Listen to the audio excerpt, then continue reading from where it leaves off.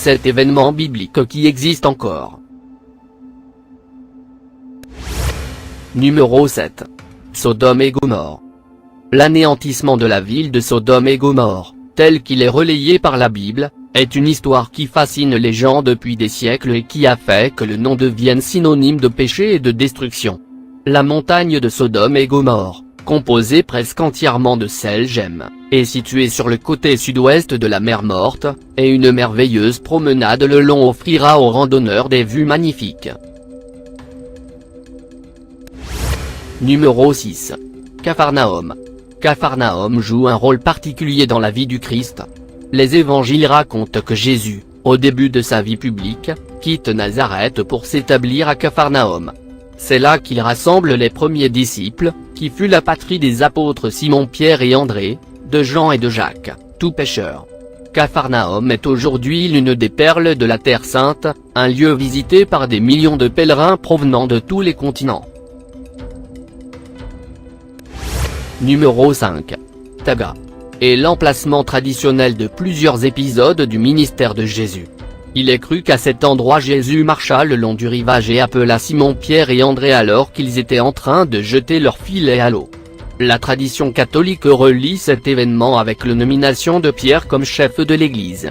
Cette mosaïque byzantine restant préservée à l'intérieur d'une église moderne faisait jadis partie d'une église commémorant le miracle de la multiplication des pains pour les 5000. Numéro 4. Mer de Galilée.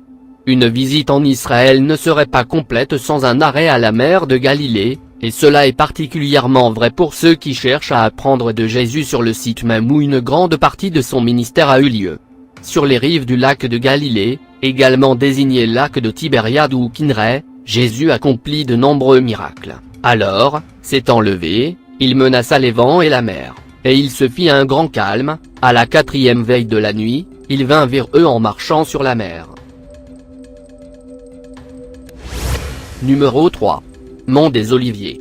Le mont des Oliviers est un site important dans les traditions juives et chrétiennes. La nature sacrée de la montagne est abordée dans la Bible. Le mont des Oliviers est fréquemment mentionné dans le Nouveau Testament comme le lieu où Jésus se tenait quand il pleurait sur Jérusalem.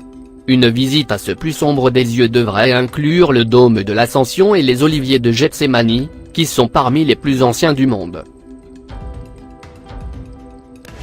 Numéro 2. Chemin de la Croix.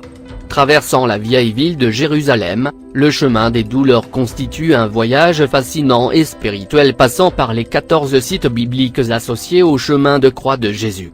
L'itinéraire de Jésus depuis l'endroit où se déroula son procès jusqu'à sa crucifixion est sacré dans le christianisme et connu sous le nom de chemin de la croix, ou encore Via Dolorosa.